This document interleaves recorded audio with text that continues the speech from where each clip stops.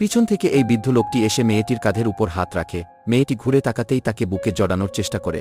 তখন মেয়েটির সাথে থাকা লোকটি ওই বুড়ো লোকটিকে ধাক্কা মেরে দিয়ে বলে, আরে বুড়ো, তোমার সাহস কি করে হলো তাকে বুকে জড়ানোর চেষ্টা করার? সে একজন আইএস অফিসার। বুড়ো বলে, আইএস অফিসার?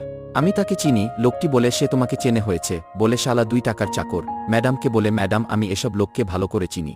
আপনাদের মতো বড় লোকদের কাছে এসে এসব নাটক করে যাতে তারা 200-400 টাকা পেয়ে যায়, সম্পর্ক করার চেষ্টা করে। বলে, আরে বুড়ো, যাও এখান থেকে। তখন ম্যাডাম বলে, চুপ করো তুমি। কেউ কারো সঙ্গে এমন করে কথা বলে নাকি? সে বলে, এসব লোকদের সাথে এমন ভাবেই কথা বলতে হয়। তখন ম্যাডাম বলে, চুপ করো তুমি। তুমি তাকে চেনো না। তিনি আমার সঙ্গে নাটক করছেন না। তিনি সত্যিই আমাকে চেনেন, আর আমিও তাকে চিনি। সে বলে, একজন গরিব মানুষের সঙ্গে আপনার চেনা জানা কিভাবে হলো? এরপর ম্যাডাম যা বলল তা অবশ্যই দেখবেন, কিন্তু তা দেখার আগে ভিডিওটি লাইক করে দাও, চ্যানেলটি সাবস্ক্রাইব করে দাও। লাস্টে দেখা যায় মেয়েটি যখন গরিব ছিল তখন এই চাচা তাকে লেখাপড়া করার জন্য সাহায্য করেছিল, আর তাই সে লেখাপড়া করে আইএস অফিসার হয়।